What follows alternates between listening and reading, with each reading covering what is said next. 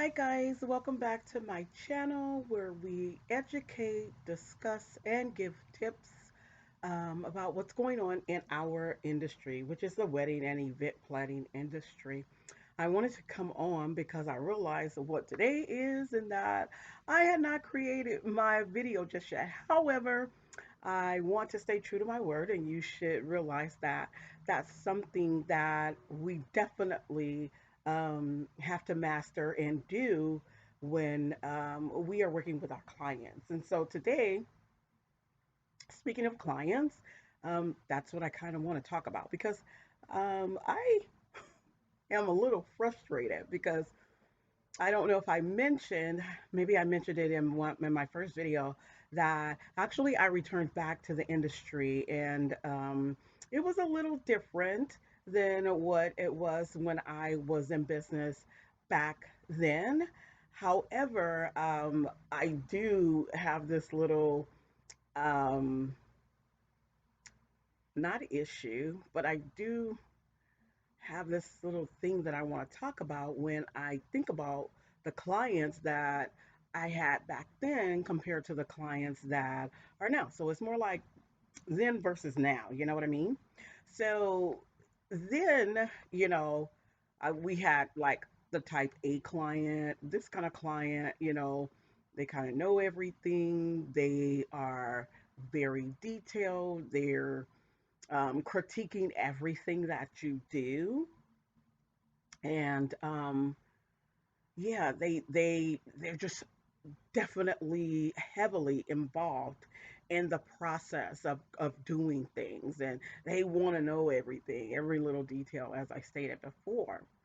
And then we have our I'm gonna say clueless now that I think about it, because they were clueless. Because I would get these clients that would come in and they um, they knew they were getting engaged. They are already engaged, but they knew they were getting married because that's as far as they went. They got engaged. They set a wedding date, and yeah, that's it. So they were clueless, as I started talking to them and asking them things, and yeah, they were kind of looking at me like a deer in headlights. And so I'm like, okay. So, you kind of know where your client is as you talk to them and somewhat interview them or want to know what it is that they like, what they don't like. Um, you kind of know where the client is. And then I had I call them the in betweener. And so, is that such word? Okay, however, but it's the in between, the one that's in between, like in the middle. And so this client, they do a little bit more than, the date. Maybe when you ask them about, their wedding colors, they will go, oh, I didn't think about that. But then you can ask them about, um, okay, well, would you like it inside or outside? Is it going to be like a garden? Is it going to be so they knew certain things, they just didn't know everything. And yeah, so those three type of clients stick out for me for back then. However, coming current to now, totally different clients we have going on right now. So the first type of client I want to talk about is the DIYer. This client, they're doing everything on their own, um, and they may need you to do specifics, or they're calling you to find out your knowledge on how to create or put something together. You know what I mean? Um, as they get things together for their event. So I classify them as that DIYer one that they kind of do it themselves, but then they still need your expertise.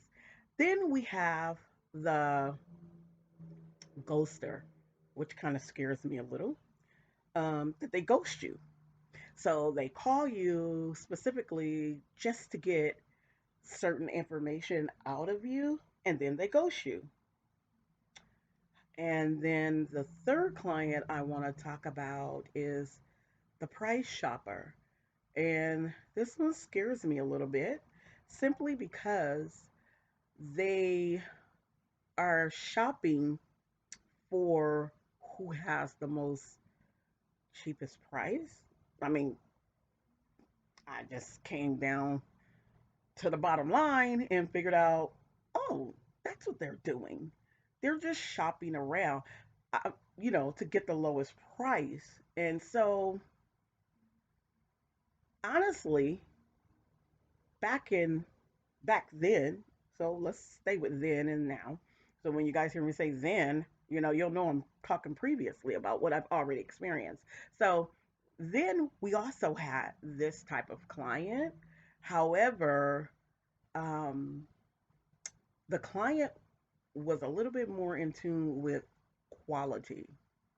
And so I've always kind of definitely based my business around the quality of work that I'm doing.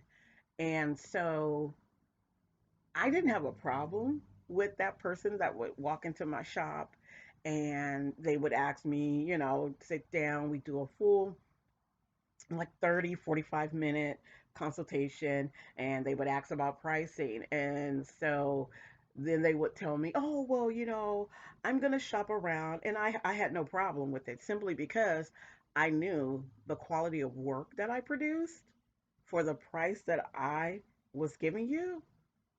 Actually, you were winning as the client. So, in other words, I was not um, charging for the quality of work that I was producing. And so today, um, this type of client can, I don't want to say deter you or it's discouraging, which it is. However, I want to talk directly to you when it comes to this type of client because honestly, this type of client, actually, they're a little bit more bolder than then because today, that type of client, they are actually trying to tell you what, what your price should be for them. Or they're telling you, no, literally, I've had clients to tell me, oh, well, I'm going to pay you this for that, meaning my type of work, meaning my work that I'm doing. And I'm like, huh? Like, how do you, as the client, tell me, well, if that's the case, I mean, you can walk right out of my door. I'm not the only one doing this. So why are you in front of me telling me what you're going to pay me when you're clueless to what things are costing me? And when I quote a price, you're saying, oh, like as if you're appalled with my prices. And so, okay, you're not my kind client. But that's a whole nother video within itself, the other different type of clients that you want to attract to yourself. So that's a whole nother video also. And so I might have a part two to this now that I'm thinking about it. But yeah, so I'm just like, this type of client for someone who may be starting off, um, thinking about coming into the business, that can be detrimental. If you run into too many clients like this, um, yeah, and so it could be a bitter pill to swallow. And then you would start wondering, well, what type of clients am I attracting to myself? So, um, you need to really, really sit back and think about things. Like I said, that's another video for what type of clients you want to attract to yourself. However, you know, these people are out here. That type of client is out here, and it's a little disturbing to me. As I stated, because I was like totally shocked because it's funny because I was on Instagram, and another business, a bakery, she had posted about, someone telling her how much her product should be.